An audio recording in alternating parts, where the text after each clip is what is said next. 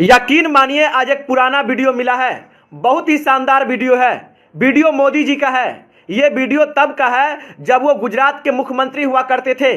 और सवाल पूछने का अंदाज देखिए, वो मनमोहन सरकार से कितना हेवी सवाल करते थे और जवाब मांगते थे। पहले आप वीडियो सुनिए, फिर मैं सवाल करूंगा।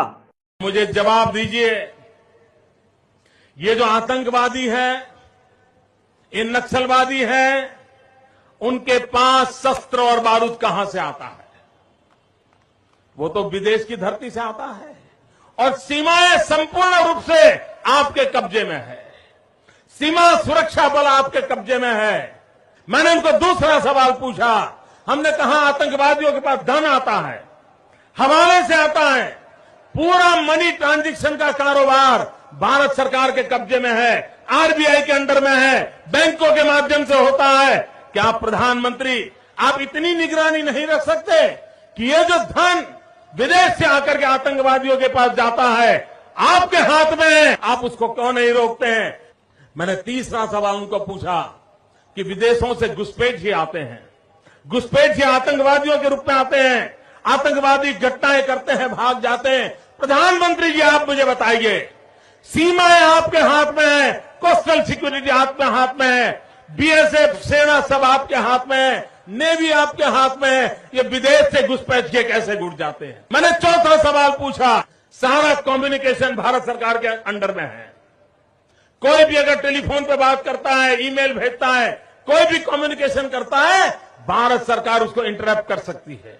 इंटरप्ट कर करके जानकारियां पा सकती है कि आतंकवादी गतिविधि के अंदर कौन सा कम्युनिकेशन चल रहा है और आप उसे रोक सकते हो। मैं पूछना चाहता हूं प्रधानमंत्री जी को, इस विषय में आपने क्या किया है? मैंने पांचवा सवाल उनको पूछा कि आप विदेशों में जो आतंकवादी भाग चुके हैं, जो लोग विदेश में बैठ करके हिंदुस्तान में आतंकवाद की घटनाएं कर रहे हैं, उनको प्रत्यारोपण के द्वारा हिंदुस्तान लाने का हमें अधिकार होता है।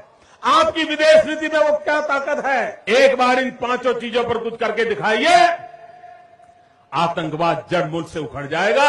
राज्यों के अधिकार हथिया करके राजनीति के करने के खेल छोड़ दीजिए। भाइयों बहनों, दिल्ली की सल्तनत के पास मेरे इन सवालों के जवाब नहीं है। कितना अच्छा वीडियो है, सुन के मजा आ गया। मोदी जी आप सवाल लाजवाब करते हैं। क्या पूछा है आपने? कृपया करके इन्हीं सवालों के जवाब आप दे दीजिए। जो सवाल आपने पूछे हैं, आज वही सवाल देश की जनता आपसे पूछ रही है।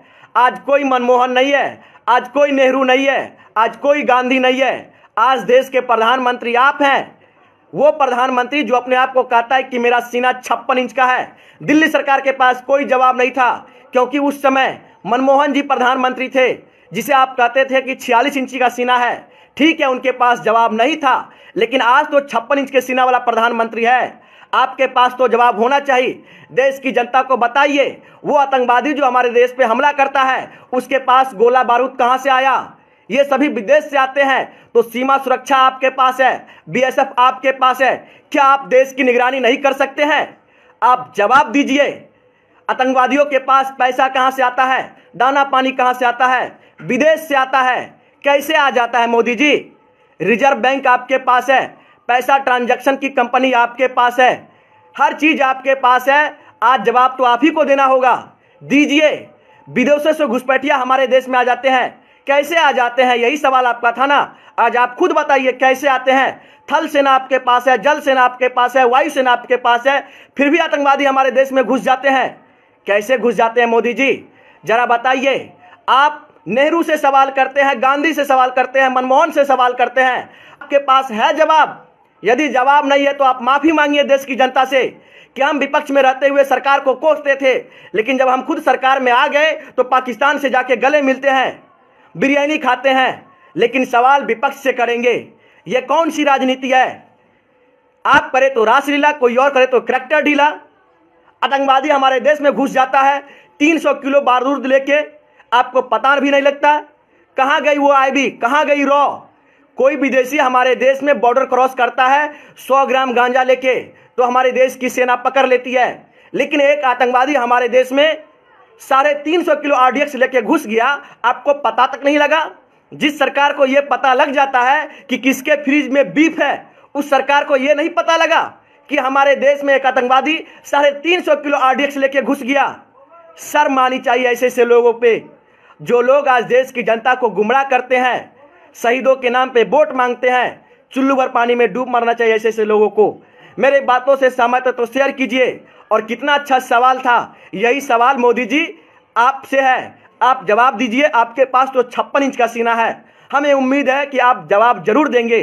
सोनू सलमान ने आपसे सवाल किया है, यह सवाल मेरा नहीं है, देश की जनता का सवाल है। आप जवाब जरूर दीजिएगा और देश की जनता शेयर कीजिए, 56 इंच के सीना तक पहुंचाइए।